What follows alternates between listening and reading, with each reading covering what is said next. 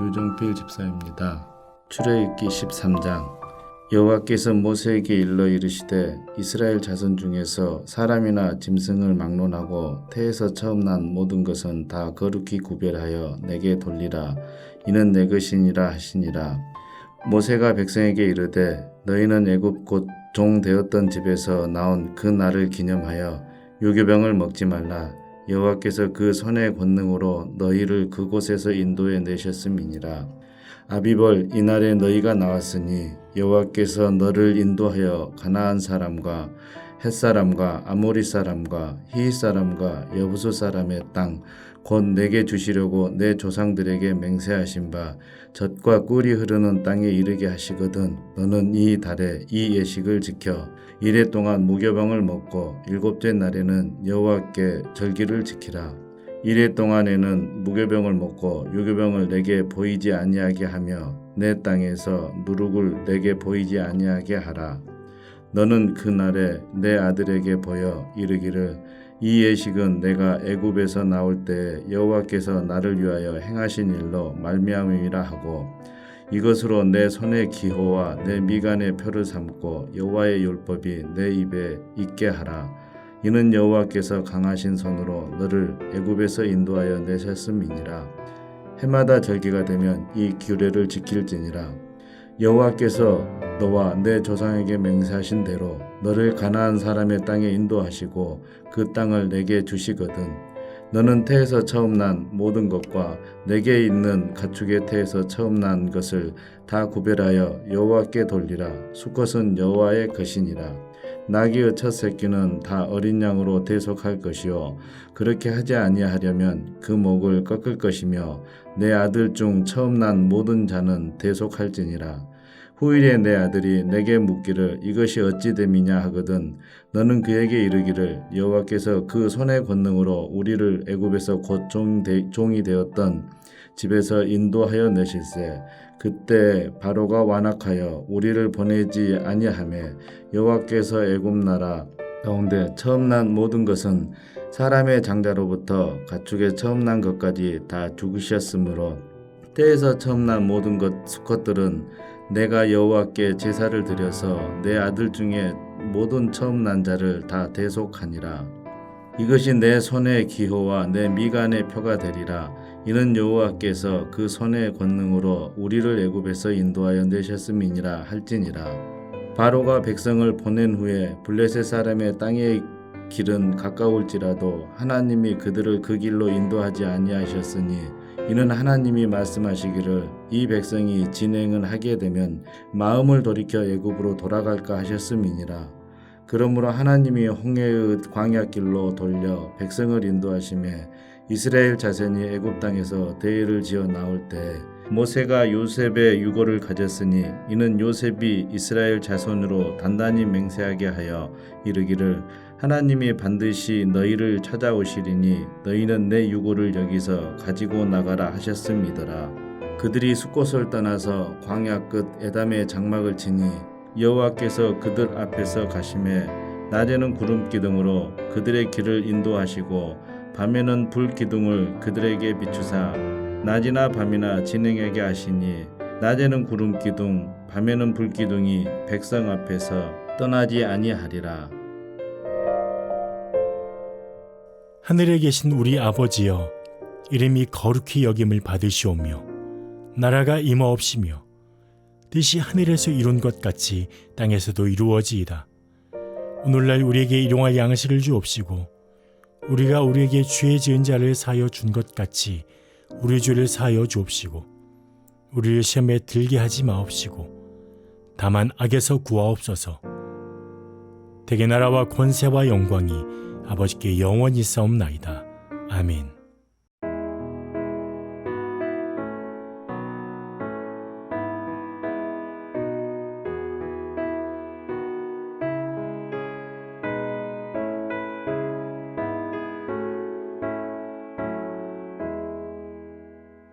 내 맘의 주여 소망 되소서 주 없이 모든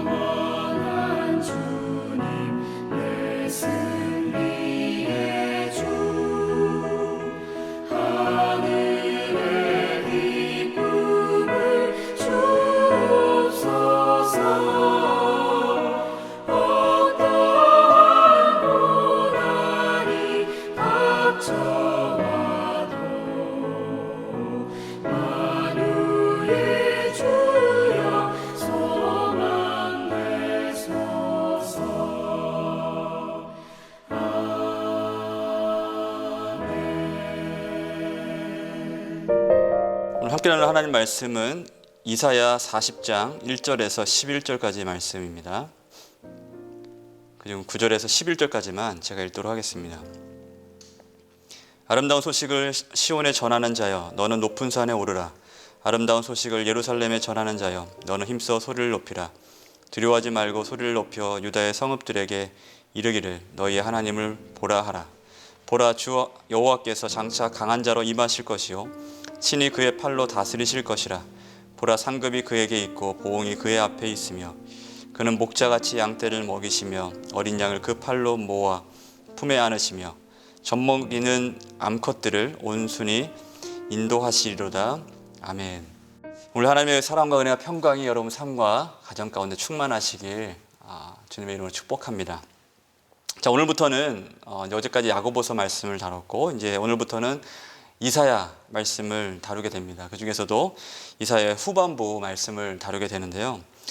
이사야서는 40장을 기준으로 이제 전반부의 이야기, 그 이후는 후반부의 얘기를 나눌 수 있습니다. 전반부는 심판의 이야기가 주를 이루고 또 하나님께서는 이사야를 통해서 이스라엘 범죄에 대한 심판을 비롯해서 그 이스라엘을 때리는 도구로 사용되었던 이방 민족들에 대한 심판, 그리고 더 나아가 범세계적인 죄에 대한 심판에까지 하나님의 심판이 모든 민족에게 미쳐지게 됨을 전반부에서 아주 자세하게 다루고 있고 예언되어 있습니다.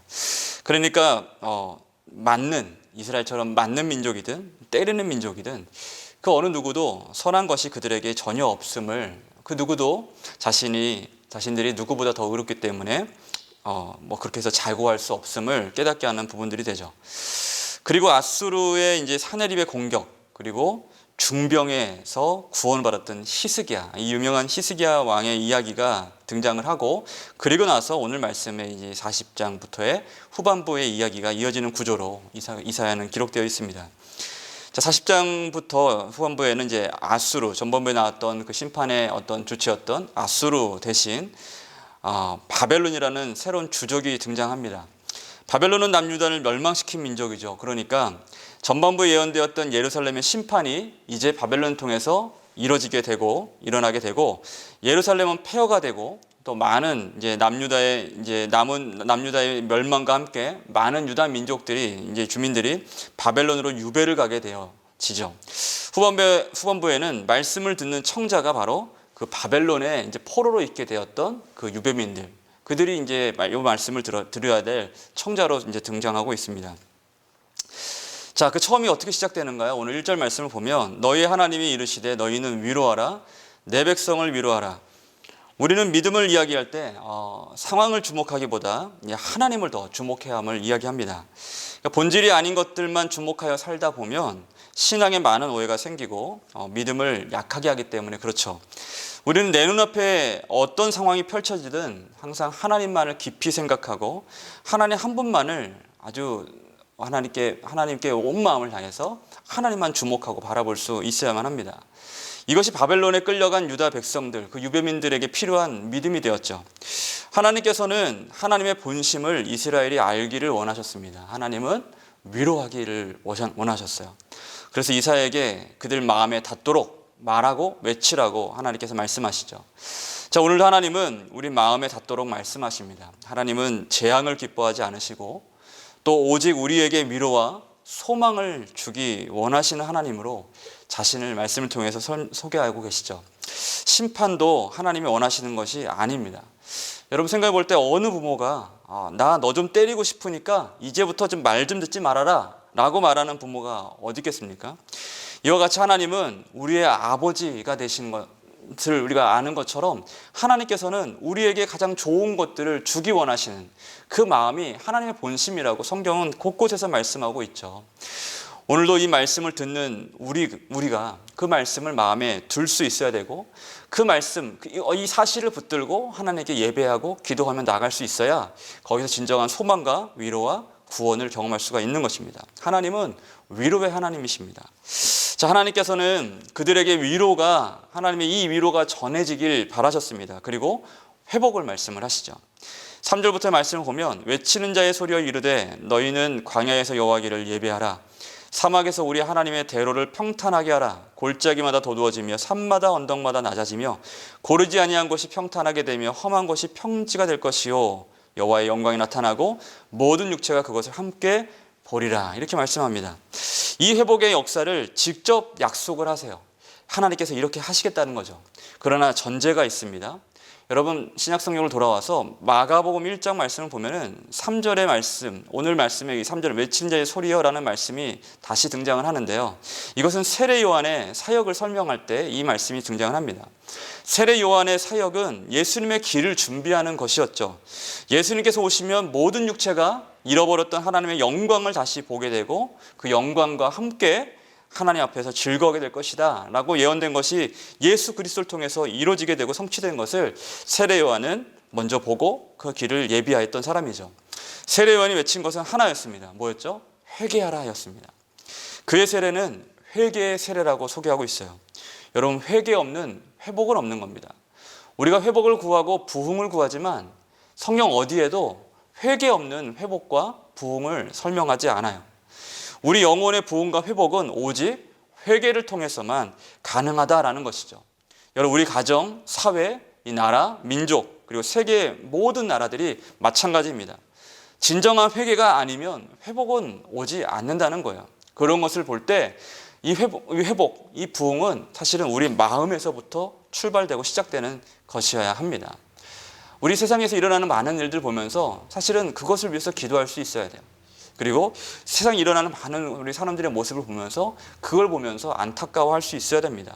나 자신을 보면서도 그래야 되는 거죠.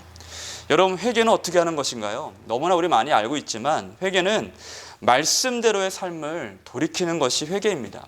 그러니까 말씀 없는 회개는 없다라는 거죠. 하나님 말씀은 생명입니다.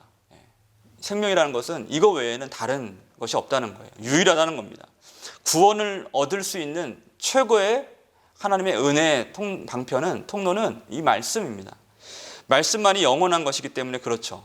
8절 말씀 보면 풀은 마르고 꽃은 시드나 우리 하나님의 말씀은 영원히 서리라 하라 라고 말씀해요. 이게 하나님께서 이스라엘에게 말씀하신 거예요. 하나님의 말씀은 영원하다. 시대가 바뀌고 세월이 흘러 우리도 바뀌고 모든 가치관들이 다 무너지고 한다 할지라도 꽃은 시들고 하나님 모든 것들이 다 마를지라도 하나님 말씀은 영원하기 때문에 너희가 이 말씀을 들으라라고 말씀하는 거죠. 영원하지 않은 것으로 영원한 것을 대신하는 일은 정말 미련한 것입니다. 우리는 말씀이 아닌 다른 것으로 배부른 삶에서 돌이켜야 되는 거예요. 그것이 바로 회개의 출발입니다. 회개해야 됩니다. 마지막 때의 진정한 구원에 참여할 자들은 말씀을 사랑하고 말씀을 지키는 자들이라고 계시록 곳곳에서 말씀하고 있어요. 말씀 사랑함이 곧 예수 그리스도를 사랑함이기 때문에 그렇습니다. 말씀을 통해서 우리가 회개할 수 있어야 돼요. 자, 그리고 회개는 우리 영혼이 고파야 가능한 일입니다. 하나님을 향한 영적인 갈급함으로 충만해야 한다는 거죠. 다르게 표현하면 우리의 영적인 식욕이 살아나야 된다는 겁니다. 우리의 모습을 봤을 때 육적인 식욕이 강한지 영의 식욕이 강한지 보면은 우리는 금방 내가 어떤 상태에 있는지 알 수 있을 거예요. 여러분 영적인 식욕 이와 같은 것들을 이런 영적인 갈급함을 방해하는 것이 바로 염려, 감정 그리고 죄의 독 이와 같은 것들이죠. 염려 대신 말씀으로 채우고 또 감정이 아니라 하나님 말씀을 따라 오늘도 계명에 순종하여 살고 또 육적인 식욕을 성령으로 제어해서 성령을 따라 행하고 이렇게 살아나는 것, 이렇게 영적인 갈급함으로 살아나는 이 모든 과정이 바로 회개의 과정인 것입니다. 여러분 이렇게 우리가 영혼이 회복될 수 있어야 돼요. 정리하면 우리 영혼이 하나님만 바라볼 수 있도록 다시 하나님 말씀을 듣고 하나님 앞에 온전히 하나님 말씀 가운데 나아갈 수 있는 그런 영적인 거룩한 상태로 하나님만 바라볼 수 있는 그런 모습을 다시 회복할 수 있어야 그것이 진정한 회개의 모습일 수 있다는 거죠. 오늘 말씀 9절 말씀에 이렇게 소개를 합니다. 아름다운 소식을 시온에 전하는 자여 너는 높은 산에 오르라. 아름다운 소식을 예루살렘에 전하는 자 너는 힘써 소리를 높이라. 두려워하지 말고 소리를 높여 유다의 성읍들에게 이르기를 뭐라 말씀하나요? 너희의 하나님을 보라 하라 라고 말씀해요. 하나님은 우리의 목자가 되십니다. 그 하나님을 바라보라고 얘기를 해요. 11절 말씀에 그는 목자같이 양떼를 먹이시며 어린 양을 그 팔로 모아 품에 안으시며 젖먹이는 암컷들을 온순히 인도하시리로다. 아멘. 예. 광야에서 광야까지 쫓아와서 예수님께 무언가를 바라고 광야까지 쫓아왔던 그 많은 사람들, 주님께서는 그들을 외면하지 않으셨어요. 마가복음 말씀 보면은 내가 그들을 불쌍히 여기노라, 무리를 불쌍히 여기노라 말씀해요. 그들이 나와 함께 있은지 이미 사흘이 지났으나 먹을 것이 없도다. 만일 내가 그들을 굶겨 집으로 보내면 길에서 기진하리라. 그 중에는 멀리서 온 사람도 있느니라라고 말씀해요. 아무것도 없는 상황에서 예수님께서는 기어이 그들을 먹이셨어요. 이것이 목자 되신 우리 하나님의 모습입니다. 말씀 마무리하며 사랑하는 성도 여러분, 하나님께서 우리 가운데 들려주시는 이 아름다운 소식을 우리가 마음으로 들을 수 있어야 됩니다. 전하는 자들의 그 소리를 들을 수 있어야 돼요. 그들을 보내시는 그 하나님의 말씀을 들을 수 있어야 됩니다. 그럼에도 불구하고 우리가 정말 주목해야 될 것은 그 소리가 아니라 사실은 하나님 자체여야 됩니다. 하나님만을 추구할 수 있어야 돼요. 하나님께서는 이스라엘 백성에게 다시 이 기회를 주시는 거예요. 내가 이렇게 회복하기를 원한다.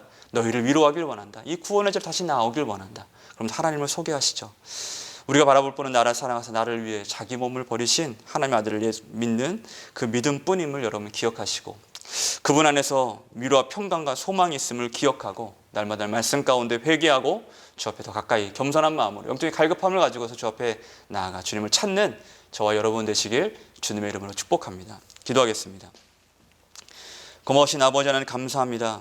오늘도 주님만 바라보게 하시고 주님을 바라보지 못하게 하는 우리의 원망과 우리 마음 가운데 있는 염려, 욕심, 고집들, 이 모든 것들을 회개함으로 진정한 위로와 소망 되시는 하나님으로, 하나님 한 분만으로 충만한 우리 모두 될 수 있도록 축복하여 주시고, 하나님 내 백성을 위로하라 하신 그 말씀을 듣고 오직 주님만 바라보기 결단하는 우리 모두 될 수 있도록 하나님 복의 복을 더하여 주옵소서. 감사드리며 예수님의 이름으로 기도합니다. 아멘.